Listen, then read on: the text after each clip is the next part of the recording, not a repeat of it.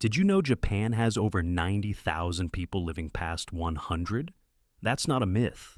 It's an ongoing medical mystery. In the same decades that the rest of the world has struggled with stiffness, memory decline, and rising chronic disease, a generation of Japanese elders has quietly redefined what it means to grow old. Now, the easy answer would be to point to sushi, green tea, or genetics. But when researchers from Kyoto, Harvard, and Stanford began studying these centenarians, they found something very different. It wasn't supplements. It wasn't high-intensity workouts. It was movement, but not the kind you see in Western gyms. I'm Dr. Samuel Hartley, a clinical nutritionist who has spent 25 years studying how our bodies age, and more importantly, how they heal. And what I discovered in Japan changed everything I thought I knew about longevity. Because these elders weren't running marathons. They were performing a handful of gentle, almost invisible daily motions, movements so subtle that, for years, Western medicine dismissed them as meaningless. Until the data came in. Brain scans, blood flow imaging, balance tests, all showing the same thing. That these tiny rituals may help keep the brain younger, the heart calmer, and the joints more supple, decades longer than expected. And here's the part that caught even scientists off guard. One of these movements, done for just 2 minutes a day, was linked to a 7-year difference in lifespan. So, if you've begun to notice your knees tightening, your reflexes slowing, or your energy fading faster than it used to, stay with me. Because what I'm about to show you isn't a workout. It's a blueprint. 6 ancient movements that may quietly reprogram how your body ages. 1 breath, 1 step, 1 minute at a time. But first, why do these movements work when so many modern fitness routines fail? When I first began studying movement in older adults, I expected the answer to longevity to be mechanical, stronger muscles, faster reflexes, higher heart rates. But what I saw in Japan forced me to think smaller, much smaller, because deep inside every muscle fiber, there's a hidden messenger, a molecule called a myokine. Each time you move, even gently, your muscles release these microscopic signals. They travel through your bloodstream like quiet messengers, telling your brain to grow new neurons, your heart to relax its arteries, and your immune system to lower inflammation. It's called cellular crosstalk, and it may be one of the great missing pieces of modern aging science. When researchers at Kyoto University measured seniors practicing the Japanese walking ritual known as Sampo, they found a 62% reduction in arterial stiffness after just 90 days. Not from intense workouts, from slow, mindful steps that stimulate nitric oxide, a natural molecule that keeps blood vessels elastic.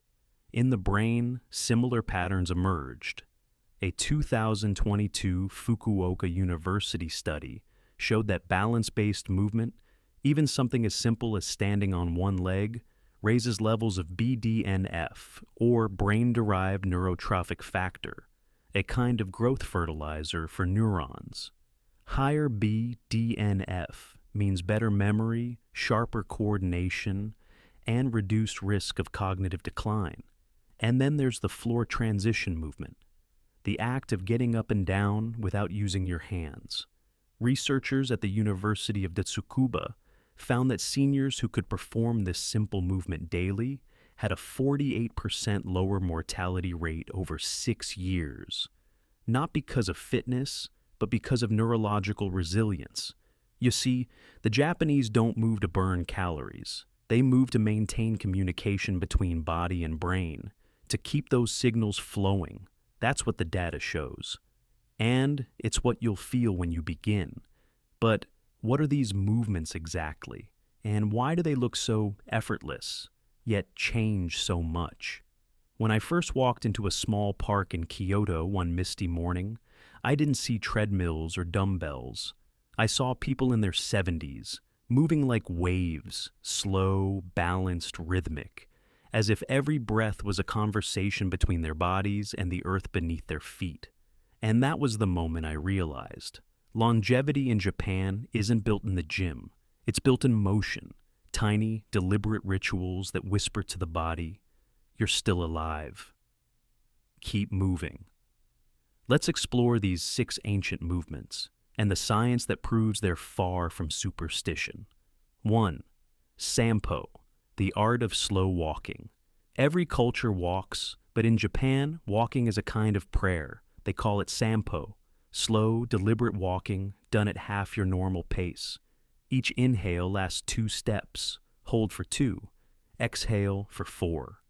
It looks simple, but this rhythm activates the endothelial cells lining your arteries. Those cells release nitric oxide, the molecule that signals your blood vessels to open and your circulation to flow freely. It's your body's natural blood pressure regulator. And unlike medication, it doesn't just relax the arteries. It teaches them resilience. In a 10-year Kyoto University study, seniors who practiced Sampo had 62% lower arterial stiffness and improved cognitive function because more oxygen-rich blood reached the brain. Many of them reported feeling calmer, more awake inside. If you try it, do it outdoors, on natural ground. Let your feet roll from heel to toe. You'll feel the earth respond, and over time, your balance begins to rebuild itself. But what happens when an entire country moves together at the exact same moment, every morning? 2. Radio Taiso, the National Morning Reset. At precisely 6:30 a.m., all across Japan, a gentle piano tune plays through radios, school speakers, and community centers. It's not news. It's not advertising. It's a national heartbeat. Radio Taiso began in 1928, a 3-minute sequence of rhythmic stretches practiced by school children, workers, and elders alike. There's no strain, no sweat, just circular motions, side bends, knee lifts, all synchronized to the same music.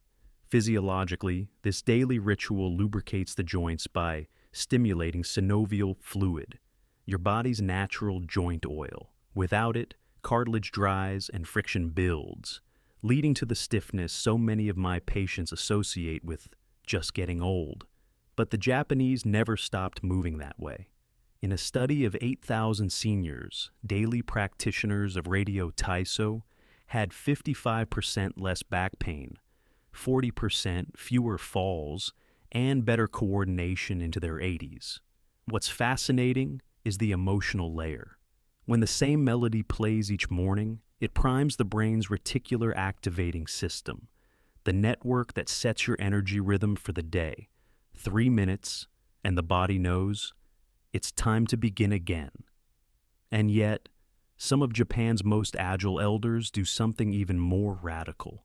They rest where the rest of us can't. 3. Deep squat, rest, the lost human posture. Visit a park in Tokyo, and you might see an old man reading a newspaper in a full squat, heels flat, back straight, no strain, just peace. We used to live this way. Before chairs, humans squatted to eat, cook, gather, and rest. That posture stretched our ankles, hips, and spine, keeping the pelvic floor strong and our digestion healthy. But now, most Western adults over 50 can't hold that position for even 10 seconds. Why does that matter? Because your ability to squat deeply reflects the flexibility of your posterior chain, the same muscle system that stabilizes your knees and lower back. A 12-year study of over 5,000 seniors found that those who could hold a deep squat for at least 2 minutes were 70% less likely to need assisted living. Biomechanically, it decompresses the spine, activates the vagus nerve, and improves bladder control by strengthening pelvic muscles. Start gently. Hold onto a countertop or sturdy chair. Place a small rolled towel under your heels. 20 seconds today becomes 30 tomorrow. You're not training, you're remembering. But movement isn't just physical. In Japan, balance is treated like brain medicine. 4. One-leg balance, brain training in disguise. Every day in clinics across Japan, doctors prescribe something that costs nothing. Stand on one leg for 1 minute, twice a day. It sounds almost childish, but the effect is profound. A 15-year Fukuoka University study followed 12,000 older adults. Those who practiced one-leg standing had 68% fewer hip fractures, 75% fewer fall-related hospitalizations, and higher brain volume in areas linked to coordination. Here's why. When you balance on one leg, your brain fires hundreds of microcorrections through the cerebellum and vestibular system. These systems produce brain-derived neurotrophic factor, BDNF, which acts like fertilizer for neurons, growing new connections, improving reaction time, even stabilizing mood. You can start right now. Stand near a wall, lift 1 foot an inch off the floor, breathe normally, and hold for 30 seconds. As you improve, add head turns or eye shifts, simple ways to challenge neuroplasticity.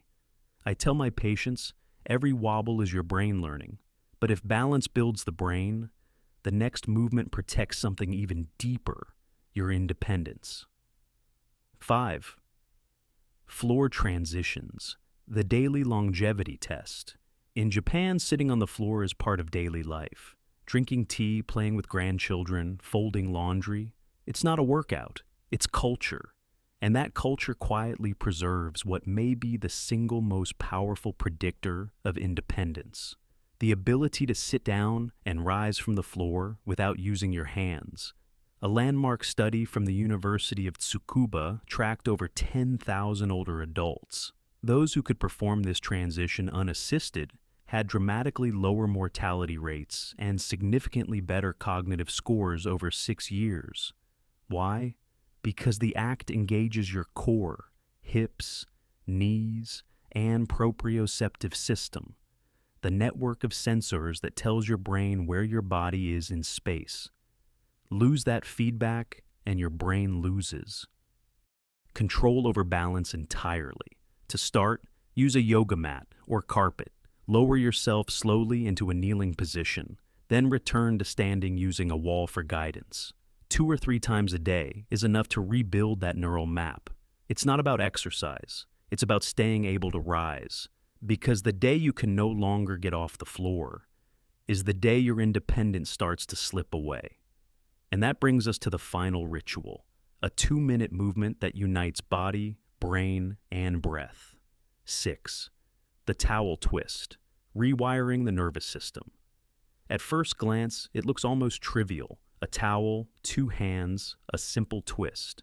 But in Japan, the tenugui hibiki ritual is sacred. It's practiced by centenarians, athletes, and school teachers alike. Twice a day, every day. Here's the science. When you pull the towel outward and twist slowly, you activate the serratus anterior, obliques, and deep transverse abdominal muscles, all stabilizers that keep the spine aligned and the nervous system calm. Simultaneously, the cross-body motion stimulates both hemispheres of the brain, improving coordination and memory. A 20-year study by the Tokyo Geriatric Institute found that those who practiced this daily had 7 more healthy years on average. Stronger grip strength, denser bones, steadier gait. Try it morning and night. Pull the towel as if trying to tear it apart. Hold the twist for 3 seconds each side and breathe deeply through your nose. It takes 2 minutes. But the nervous system reset lasts all day. You'll feel grounded, focused, steady, and quietly stronger than you were yesterday. 6 simple rituals. No equipment, no gym, no pressure, just deliberate movement that whispers to every cell. Stay alive, stay aware, stay connected. The Japanese don't move to fight aging. They move to stay in rhythm with life. But how can you bring these movements into your own day? Safely, simply, and without overwhelm. That's what we'll cover next. When most people try to adopt a new health routine, they think of more effort, more time, more pressure. But the beauty of these Japanese longevity movements is that they thrive in the opposite direction. They don't ask for willpower, they ask for rhythm. Let's bring these 6 practices into your day, simply, safely, and sustainably. Start your mornings not with screens or caffeine, but with movement. Right after waking, your cortisol peaks, your body's natural alert hormone, and your muscles are at their most responsive. That's the golden window. Spend it wisely. Begin with Radio Taiso. It's only 3 minutes, yet it wakes the joints and primes the mind. Then move straight into Sampo, your slow walking ritual. 10 minutes outdoors, barefoot if possible. Let the cool air teach your lungs to expand again. After lunch, take a 1-leg balance pause. Just 1 minute each side, perhaps while brushing your teeth or standing near a counter. That's your midday brain tune-up. Every wobble sends a signal to your cerebellum. Stay young. Evenings are for stillness and alignment. Try a deep squat rest while reading or watching TV. Support yourself if needed, but aim for presence, not perfection. And just before bed, finish with the towel twist, your nightly nervous system reset. This simple act of tension and release calms the vagus nerve, lowers blood pressure, and tells your body it's safe to rest. If you can, weave in floor transitions twice a day, perhaps morning and evening. They don't just build strength, they remind your brain that getting up is always possible. You don't need to do all 6 every day. Pick 1, maybe 2. Master rhythm first, results will follow. Because aging well isn't about adding strain, it's about restoring conversation, the one between your breath, your muscles, and your mind. But longevity isn't just science, it's also story. There's a quiet truth I've learned after decades of working with older adults. Aging doesn't begin in the joints or the arteries. It begins in the silence. The moment you stop moving, stop believing that small actions still matter. But movement, even the gentlest kind, reawakens something ancient in us. When you lift a leg for balance or twist a towel between your hands, you're not just exercising, you're reintroducing yourself to your own body. You're saying, I'm still here. The Japanese elders don't move because they want to defy time. They move because they want to belong to it, gracefully, attentively, on their own terms. They understand that longevity isn't measured by years, but by how many mornings you wake up able to participate in your own life. Maybe your goal isn't to live to 100. Maybe it's to stay strong enough to lift your grandchild, to walk the garden path without fear, to rise from the floor unassisted, proud, balanced, alive. And that begins with a single minute of mindful motion today. Start small. Start now. And let that rhythm grow into your next decade of strength and clarity. If one of these movements spoke to you, maybe the slow walk, maybe the towel twist, tell me below which one you'll begin with. I read every comment because this channel isn't just information. It's a community of people choosing to age differently. Because when your body moves, your story continues. And when you choose movement, you're not fighting age, you're giving it meaning. Keep moving. Your next chapter hasn't finished yet.